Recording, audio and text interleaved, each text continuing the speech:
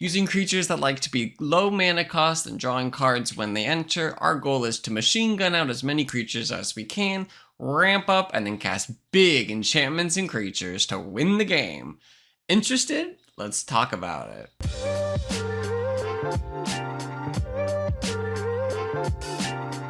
Welcome back to the channel, you guys. Yes, we're going to be talking about Karametra today. But before we get into it, I just want to first of all say y'all shown a lot of love and appreciation to the Nin deck tech. I appreciate it. Another old school commander, that's what we're representing here, and that's what I'm excited to do today with Karametra. When Karametra first came out, Commander was still pretty new. I've always kind of been around her. My cousin used to have a Karametra deck, but I found over the last couple years she started to sort of fall out of favor. You know, she can be a little bit tricky. I feel like a lot of people don't know how to really abuse the powerful cast trigger that our commander has on her. So the goal is to abuse that as much as possible and then use that big mana to win the game. So let's stop teasing it and let's get into it by going over our commander herself.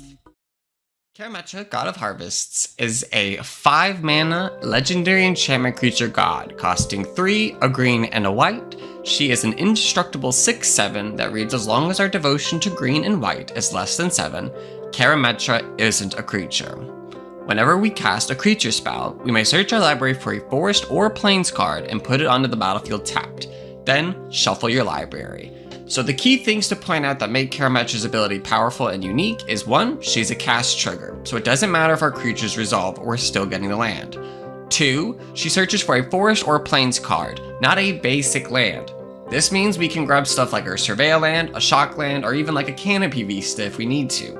Plus, with her ability to act as a indestructible enchantment, Karametra is extremely hard to remove. And when we need her to, she becomes a big indestructible beater or blocker once our board state is wide and our harvest plentiful.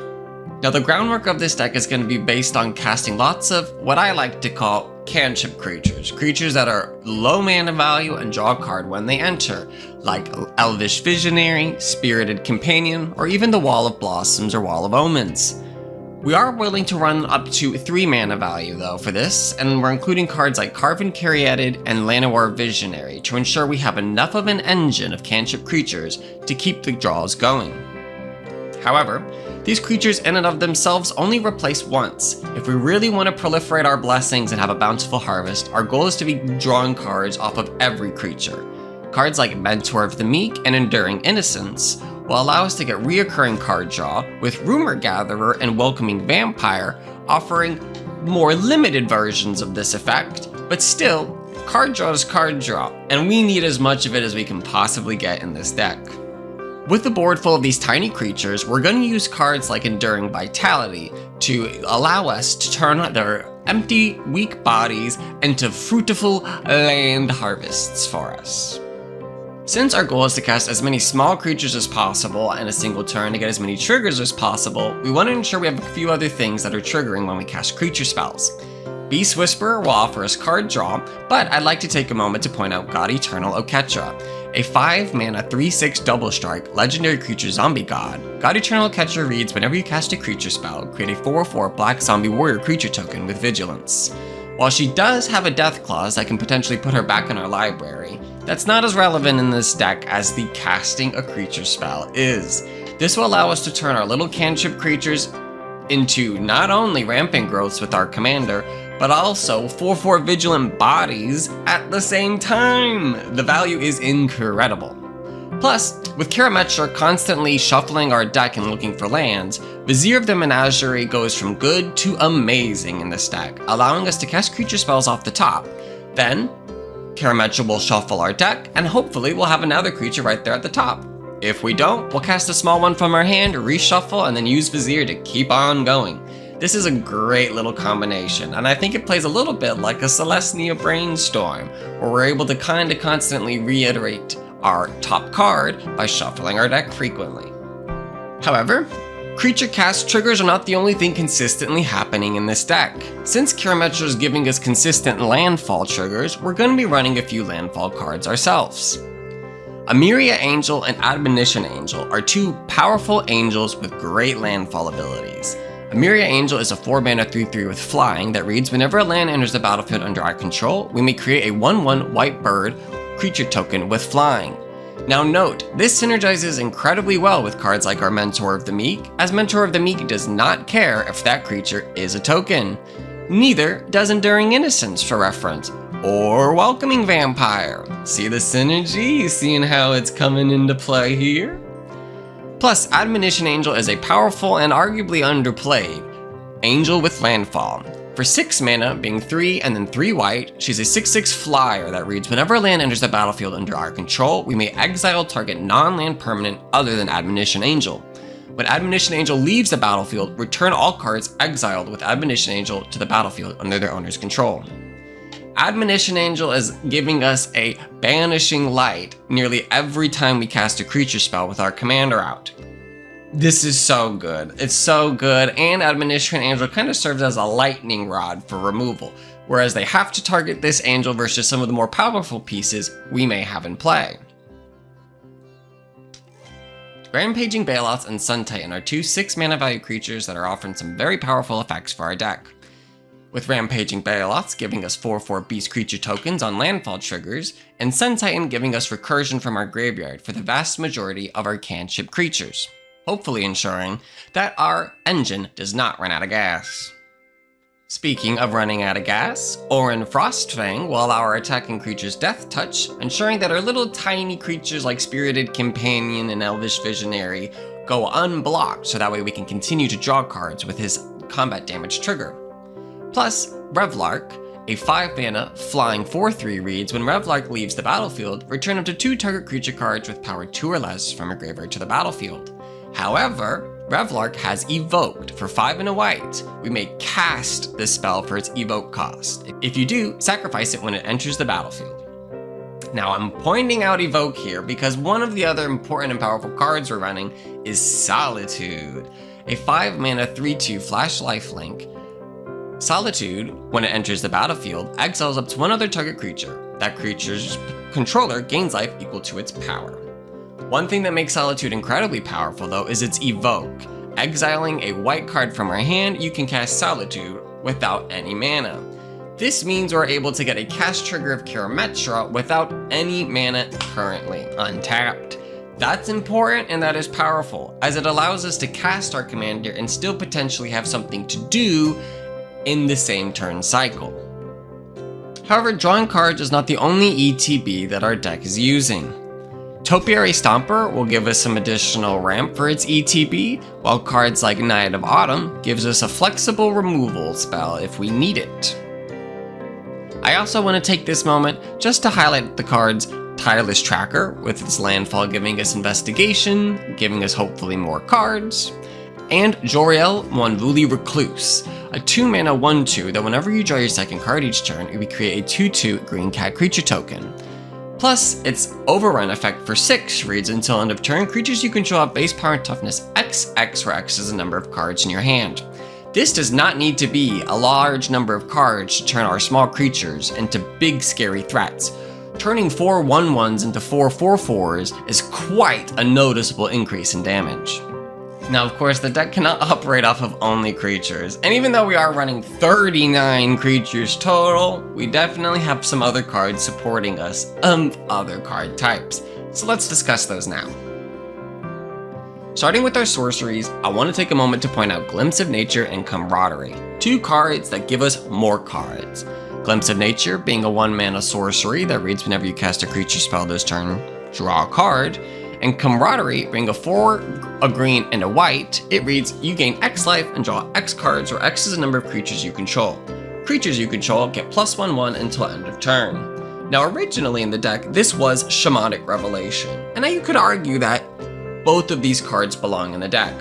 However, I thought Camaraderie was just Shamanic Revelation but better in this deck. Even though it's 1 more mana, we're really not going to be hitting that Ferocious trigger very often with Shamanic Revelation. So I felt like the guaranteed life gain was worth it. Plus, a small board buff on a wide board, as stated, is a lot of totaled up damage. In addition, we're running a couple pieces of ramp like Farseek, Rampant Growth, and 3 Visits. Even though we want to have most of our ramp be on or with creatures, we do need a little bit of early game ramp to ensure that Karametra is able to come into play quickly and efficiently. Lastly, with our sorceries, we have a few board wipes. Cleansing Nova and Planar Cleansing are two that I'm just biased towards. Cleansing Nova is flexible and Planar Cleansing is all catching. I do want to note some people would likely run Farewell over Planar Cleansing. I don't think this is correct with this deck. One thing that I like about Planar Cleansing is it hits everything, but our commander is indestructible, so she's able to stay and play and we don't lose any momentum with her. Whereas with Farewell, if we're wanting to take care of enchantments, it will also get rid of our commander. Speaking of wanting to really break symmetry on board wipes, that's why we are running By Invitation Only, a 5-mana sorcery from Crimson Vow that reads choose a number between 0 and 13. Each player sacrifices that many creatures. Now I know up front you're thinking this seems a little strange, aren't we a creature heavy deck? But that's the point. If we have a board filled with, let's say, 8 or 9 creatures, only 3 or 4 of those creatures are likely high priorities to us, with others being like Wall of Blossoms or Wall of Omens. So, with By Invitation Only, we could choose 3, 4, 5, and still have a realistically stable board state. But how many of your opponents can say the same? Plus, with By Invitation Only being extremely flexible between 0 and 13, we can pretty much guarantee we'll hit the entire board if we need to, or we'll just make it that one-sided wipe. Now, because this deck is going to require some time, as any good harvest does, we're going to need a good bit of interaction here, so we have 8 instants in total. We're running the classic Path to Exile Swords to Plowshare Beast within combination, but I'd like to take a moment to point out 2 other pieces of interaction, Surge of Salvation and Moment's Peace.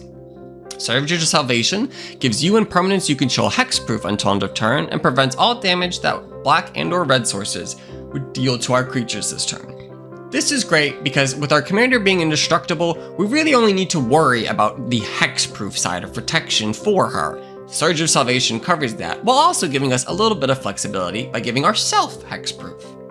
Plus, Moment's Peace is a fog effect. Now I know some people have mixed feelings about fog effects in Commander, but let's take a moment and discuss why I'm running Moment's Peace specifically. For 1 and a green, this instant reads prevent all combat damage that would be dealt this turn. However, this card also has flashback for 2 and a green, meaning this one card can potentially fog 2 of our opponent's combat phases. That is incredibly powerful for 1 card. Moment's Peace can be discarded and then used later if we need it to, or we can get it countered and then just flash it back. I find it very flexible, and while I'm not typically a huge fan of fog effects, I find Moment's Peace to give us the Moment's Peace we need for our harvest to come in and swing the game in our favor. Lastly, we have Eladamri's Call for our creature tutor, Rite of Harmony to double up on our Glimpse of Nature type of effects, and then Return of the Wild Speaker. This card is flexible in the fact that it can either give us card draw or buff our board state when we need it. In total, we're only running 2 artifacts, Soul Ring and Arcane Signet, but all 5 of our enchantments are quite juicy, and I want to discuss each one individually. Felidar Retreat kicks us off at 4 mana, being a landfall enchantment that reads whenever a land enters the battlefield under our control, we can either widen our board state with the 2/2 White Cat Beast creature token, or buff our board state, giving each one a 1/1 counter and vigilance until end of turn. Felidar Retreat is obviously one of the most powerful cards in the deck, as are most of our landfall cards. This card does both of the things we want. We want to go wide and we want to go big with the wide board state. And Felidar Retreat does both while giving our creatures vigilance, so we're safe for blocking after we attack. Guardian Project is a classic green card draw enchantment that reads whenever a non-token creature enters the battlefield under your control, if it doesn't share the same name as another creature you control, draw a card. Great in Commander, staple. Plus, an old staple that I feel has kind of started to fall off, but something we're able to really make use of here since we do so much ramping, is Zendikar Resurgent. This 7-mana enchantment reads whenever you tap a land for mana, add 1 mana to your mana pool of any type that land produced, and gives us the cast trigger of whenever you cast a creature spell, draw a card. Zendikar Resurgent is the ultimate harvest party. We're gonna have double the drinks and we're gonna have double the card draw, and that is perfect for us.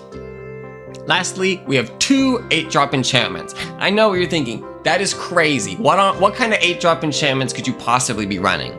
First, we'll talk about the cool but slightly less exciting Sandworm Convergence. I just think this card is super cool. We'll get a 5/5 on our end step, and creatures with flying can't attack us or planeswalkers we control, which is arguably quite a good upside as we do not have a ton of flyers in the deck. However, the much stronger and much cooler Legion Loyalty is in this deck. For 6 and 2 white, this enchantment reads creatures you control have Myriad. This is the most powerful card in our deck. Let's explain why it is so good here specifically. As stated, so many of these creatures in this deck, like the Elvish Visionary and Llanowar Visionary, or even Knight of Autumn, have lots of ETBs. So we're going to be abusing that with that Myriad trigger. Plus, with big cards like our Thunderfoot Baloth, for example, we'll get an even more powerful Anthem with having 3 Thunderfoot Baloths in play. Or even the Sun Titan getting 3 Sun Titan triggers. But really, and most importantly, if they weren't going to survive the Crater Hoof Behemoth once, they certainly won't survive it 2 more damn times. Now, as you may have come to notice from some of my deck techs, I do like to include 1 Planeswalker in almost all of my Commander decks. I feel like they're flavorful and fun includes, and I think a Planeswalker can offer some good value by drawing attention away from us specifically. So who did we include with Miss Karametra? Well, that would be Huatli Radiant Champion. This Selesnya Planeswalk for 2, a green and a white, reads +1 loyalty, put a loyalty counter on Huatli Radiant Champion for each creature you control. Her -1 is target creature you control gets +XX until end of turn, where X is the number of creatures you control. And her ultimate ability with a -8 loyalty reads, you get an emblem with whenever a creature enters the battlefield under your control, you may draw a card. This Planeswalker does everything we're looking to do on a single card, and I think that's the power and flexibility of Planeswalkers.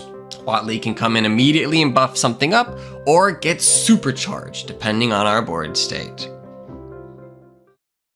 Alrighty, you guys, that's going to bring us to the end of our Karametra God of Harvest deck tech. Did we miss any special fertilizer for our harvest crops that we maybe should have included in the deck tech? If we did, let me know below. I'm sure there's a couple pieces that we could be missing. As always, the deck link is in the description.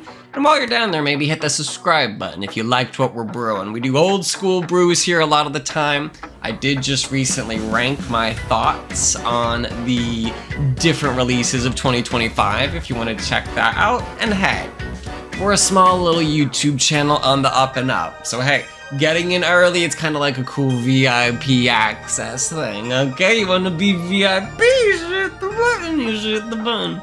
But with that, you guys, we will see you in the next video next week. Bye!